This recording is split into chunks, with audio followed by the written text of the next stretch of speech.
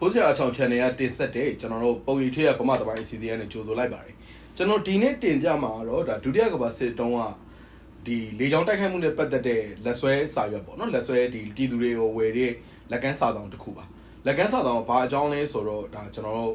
ဒီဘုံကျဲတိုက်ခိုက်တဲ့ဟာနဲ့ပတ်သက်တဲ့လက်ကမ်းစာဆောင်တစ်ခုလေးအကြောင်းကျွန်တော်ပြောပြသွားမှာအဲ့တော့လုံခဲ့တဲ့ဒီဒုတိယကမ္ဘာစစ်ကာလမှာဗမာပြည်ရဲ့စစ်လမ်းကြောင်းကြားခဲ့တာအားလုံးသိကြတယ်ကိုလိုနီအစိုးရကိုဆန့်ကျင်ခြင်းနဲ့မြန်မာလူငယ်တွေကလေဒါဖက်စစ်ဂျပန်နဲ့ပေါင်းပြီးတော့ဗောနော်ဖက်စစ်ဂျပန်နဲ့ပေါင်းပြီးတော့ဒါဒုတိယကမ္ဘာစစ်မှာရဲဘော်၃ကျိတ်ဆိုပြီးဖြစ်လာတယ်နောက်ဗမာပြည်ထဲဝင်လာတဲ့အခါမှာဒီ BIA တက်တွေထူထောင်ကြတယ်ထူထောင်ကြပြီးတော့ဒီဂျပန်တက်တွေနဲ့အတူတူကိုလိုနီအစိုးရအင်္ဂလိပ်တွေကိုမောင်းထုတ်လိုက်တယ်ဗမာပြည်ထဲကနေဒါအားလုံးသိပြီးသားချက်ပဲအဲ့တော့ဂျပန်တွေကဒါ1941ကာလတွေကနေစပြီးတော့ဒါဗမာပြည်ကိုသူတို့ဒါ45လောက်အထိ3နှစ်လောက်ထိန်းချုပ်အုပ်စိုးထားတဲ့အချိန်မှာဒီမဟာမိတ်တပ်တွေကလေဗမာပြည်ကိုပြန်လေတိုက်ဖို့အတွက်မျိုးစုံကြိုးစားတယ်ပေါ့နော်အဲ့တော့ကျွန်တော်အင်္ဂလိပ်ကားတွေထဲမှာဒုတိယကမ္ဘာစစ်နဲ့ပတ်သက်တဲ့ရုပ်ရှင်တွေကြည့်ကြရင်ကျွေးနှကောင်လေးရင်ဆိုတာလေလေရင်လေးနှစ်စီးမဲမဲလေးနှစ်စီးလာပြီးတော့ပြက်တာခတ်တာမျိုးတွေကျွန်တော်တို့အချိန်ဖန်များတော့တွေ့ဘူးကြပါလိမ့်မယ်အဲ့လိုဖြစ်တဲ့အခါကျတော့ဒါဒီလိုမျိုးတွေတချို့နေရာတွေဂျပန်စစ်အစိုးရဂျပန်စစ်တပ်ကအ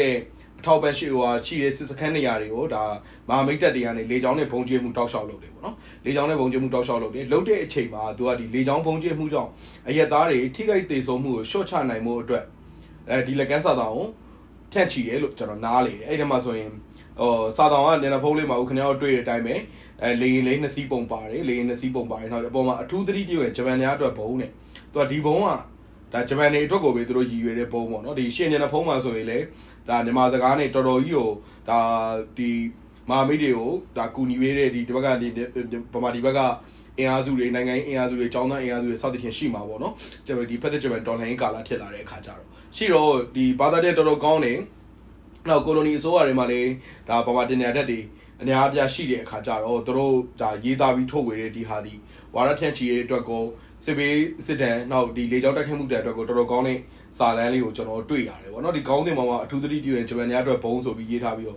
အဆွေများရန်များပေါ်တွေနဲ့ပြန်တန်းနေသောလေရင်တန်များမှာအမေရိကန်လေရင်တန်များဖြစ်ကြပါသည်တဲ့လေရင်တန်မှာငုံကြည့်လိုက်နေလူအများကိုအဆက်ငယ်ပမာသာတွေ့ရပါ၏ထို့ကြောင့်လေကြောင်းသမားတို့သည်ညံသူနှင့်မိတ်ဆွေကိုမခွဲခြားနိုင်ပါအဆွေတို့ဘေးမနှီးစေရင်ဂျပန်များကိုရှောင်ရှားကြပါလော့ဆိုပြီးတော့ဒါဒီစာထဲမှာရေးထားတယ်ဗောနော်ဒါကျွန်တော်ထင်တယ်အဲ့ခေတ်ကတော့ဒါရေဒီယိုခေတ်အတန်လွှင့်ခေတ်ဆိုရေဒီယိုတွေဘာတွေကလေးကြော်ညာမှုတွေရှိကောင်းရှိလိမ့်မယ်ဗောနော်ဒါဟိုကျွန်တော်တို့အဲ့လိုနားလေတယ်အဲ့တော့ तू ကဘာလဲဆိုတော့အဓိကနောက်ကျောပုံမှာဆိုရင်လေ तू ကတေးသေးချာချာဒီရှေ့ရစာလေးကိုပဲ तू ထပ်ပြီးရှင်းပြတယ် तू ကဒီလေရင်နဲ့အဓိကတော့ဂျပန်စစ်စခန်းနဲ့နားတွေဂျပန်စစ်ရေးပြစ်မှတ်ရှိတဲ့နေရာမှာမနေဘူးဗောနော်အဲ့တော့ဒုတိယကမ္ဘာစစ်တော့အင်တန်ရက်ဆက်ကြမ်းတမ်းဆိုးရတဲ့ကမ္ဘာကြီးမှာအခုထပ်မရှိသေးတဲ့ဖြစ်စဉ်ကြီးပါ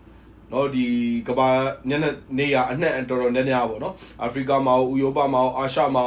ကျွန်တော်စစ်ပွဲကြီးတွေဖြစ်ကြတယ်လူတွေတန်းနေချီပြီးတေးတယ်နော်စစ်သားတွေကိုအရက်သားတွေကိုတန်းပေါင်းများစွာတေဆုံးတေချေပြီးတော့မြို့ကြီးတွေနေရာပေါင်းများစွာတွေဒီရှေးဟောင်းနေရာတွေမြို့တွေအကုန်ပျက်စီးမှုတော်တော်များပါတယ်ဒီလူမဆန်တဲ့စစ်ပွဲကြီးတွေမှာဒါပေမဲ့အ ਨੇ ဆုံးတော့ဒီလိုသတိပေးမှုရှိကြတယ်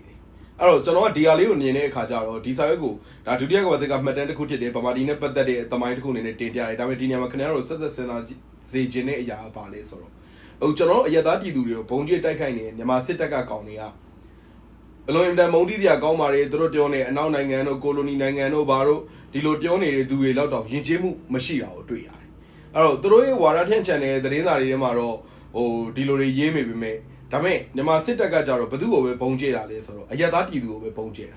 ာအရက်သားပြည်သူရှိတဲ့နေရာကိုပဲတဲတဲကြတာဘုံကျဲတာနော်ဒါလက်တလောထိရဆိုညဦးစေးရုံကြီးကိုဘုံကျဲတယ်ရွာတွေကိုဘုံကျဲတယ် IDP ကန့်တွေကိုဘုံကျဲတယ်သူကကြောက်အရက်သားပြစ်မှတ်ကိုကျဲတာအဲ့ဒါမဲ့လွန်ခဲ့တဲ့နှစ်ပေါင်း80ကျော်ဒုတိယကမ္ဘာစစ်ကာလတော့ကတော့